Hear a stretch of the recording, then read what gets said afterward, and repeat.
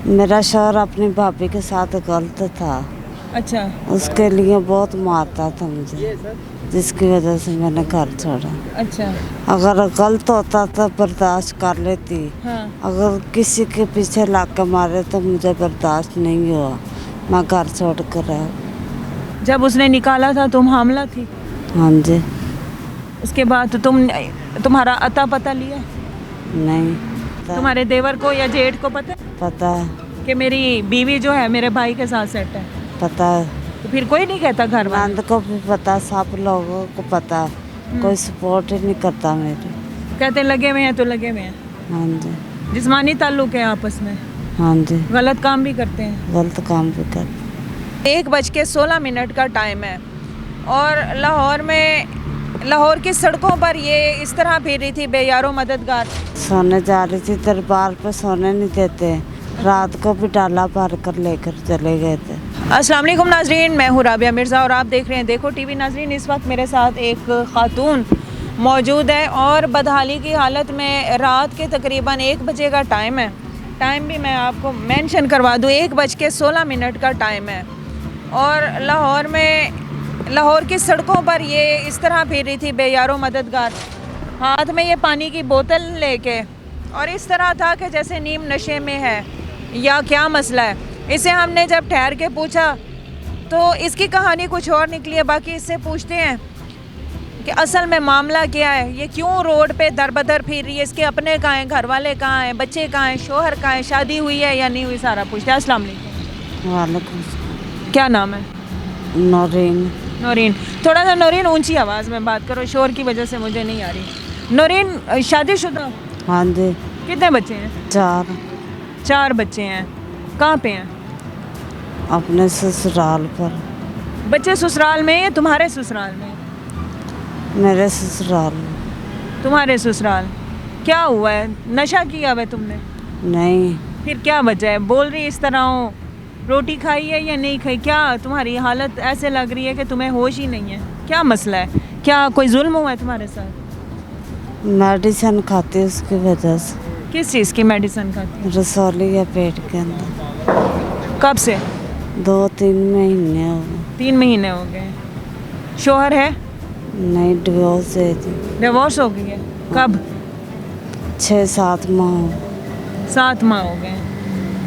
अच्छा, तो कितनी उम्र है तुम्हारी? 30 साल। 30 साल। 4 बच्चे हैं। कितनी देर के? 13 साल की बड़ी बेटी है, अच्छा। बाकी उससे छोटे हैं। तो तुम्हारे साथ क्या फिर ऐसे मामला हुआ? मेरा शौहर अपनी भाभी के साथ गलत था। अच्छा। उसके लिए बहुत मारता था मुझे, जिसकी वजह से मैंने घर छोड़ा। अच्छा। अगर गलत होता तो बर्दाश्त कर लेती। हाँ। अगर किसी के पीछे लाग के मारे तो मुझे बर्दाश्त नहीं हुआ, मैं घर छोड़ कर आया। घर छोड़ के आ गए? ऑफ कैमरा तुमने बताया था कि तुम्हें हमल भी था। जाया हो गया। उसके मारने से या उसके गम से? कमज़ोरी की वजह से। जब उसने निकाला था तुम हामला थी? हाँ जी। उसके बाद तो तुम्हारा अता पता लिया? नहीं। बच्चे फिर तुम अपने क्यों छोड़ के आई? जब वो तुम्हारा नहीं हुआ तो तुम्हारे बच्चों वो का? खुद आया था यहाँ पर लेने। अच्छा। बच्चों को ले गया, लेकिन मैं नहीं गई। तो कब से वो? तकरीबन 6 महीने से यहीं पे फिर रही है? हाँ जी। दवाई वगैरह कौन लेता है? तुम्हारा खाने पीने का खर्चा किस तरह तुम रहन सहन करती हो? लोग दे देते हैं दरबार पर। लंगर खाती हो? हाँ जी। अब यहाँ कहाँ जा रही थी? पार्क में फिर रही थी रात के 1:15 बजे? सोने जा रही थी, दरबार पे सोने नहीं देते। रात को भी डाला भर कर लेकर चले गए थे। अच्छा। पुलिस वालों ने कहा था अगर तुम वहाँ पर नजर आई तो मैं उठा लेंगे। तो अब कहाँ सो रही थी? इधर ही। पार्क में? हाँ जी। पार्क में भी तो पुलिस आती है, पार्क में नहीं सोने देते या सोने देती है? सोने थे। यहाँ पे कोई मसला नहीं है? नहीं। वहाँ बच्चों की याद नहीं आती? आती है। 13 साल की बच्ची है, आगे उसका 13 साल की बच्ची ऑलमोस्ट बालिग हो जाती है, जवान हो जाती है। हाँ जी। उसको माँ की ज़रूरत है। 2-3 दिन में बच्चे आ जाएंगे मेरे पास। हाँ? 2-3 दिन में बच्चे आ जाएंगे मेरे पास। कैसे आएंगे? किसी को कहा है तुमने? हाँ जी। क्या कहा है? जिसने भेजे थे ना मेरे शोहर के साथ बच्चे, उसने कहा मैं बच्चे कल परसों तक ला। कैसे खिलाओगी बच्चों को, जवान बेटी को? तुम तो रोड पे रह रही हो, कभी कहाँ कभी कहाँ, बच्चों को कहाँ रखोगी? मकान लूँगी।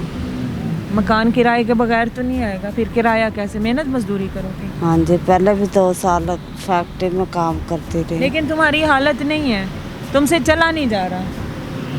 कब से रोटी नहीं खाई? क्या कोई कमजोरी है? कमजोरी की वजह से है? कमजोरी की वजह से बोला भी नहीं जा रहा, चलना तो दूर की बात है, तुमसे बोला भी नहीं जा रहा। कितना एक मारा है उसने तुम्हें अपनी भाभी के लिए? वो भाई को पता है? भाई को पता है। तुम्हारे देवर को या जेठ को पता है पता है। कि मेरी बीवी जो है मेरे भाई के साथ सेट है? पता है। तो फिर कोई नहीं कहता घर वाले? नंद को भी पता, सब लोगों को पता है। कोई सपोर्ट ही नहीं करता मेरी। कहते लगे हुए हैं तो लगे हुए हैं। हाँ जी। जिस्मानी ताल्लुक है आपस में? हाँ जी। गलत काम भी करते हैं? गलत काम भी कर।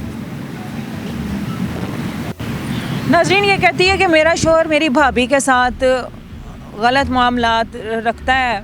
चलो ये भी रखता तो मैं बर्दाश्त कर लेती, लेकिन उसके कहने पर मुझे दिन रात मारता था, मुझ पर तशद्दुद का निशाना बनाता, यहाँ तक कि हामला थी और बच्चा भी ज़ाया हो गया। 4 बच्चे, 13 साल की बड़ी बेटी है, अभी वो वहाँ पर हैं और ये बेचारी दर बदर ये कह रही है कि मुझे मेरे रसोली है दवाइयों की वजह से। असल में ये मामला नहीं है।